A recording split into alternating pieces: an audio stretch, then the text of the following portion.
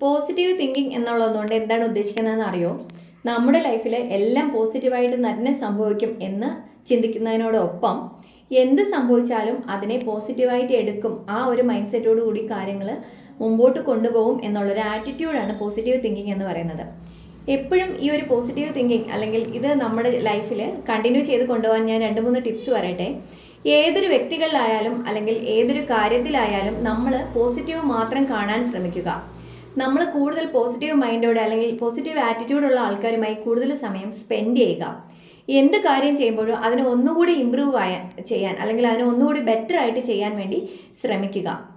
ഇനി social media അല്ലെങ്കിൽ news അതുപോലുള്ള കാര്യങ്ങൾ കാണുമ്പോൾ പോസിറ്റീവായിട്ടുള്ള മീഡിയ മാത്രം നമ്മൾ അധികം കാണാൻ ശ്രമിക്കുക എന്നുള്ളത്.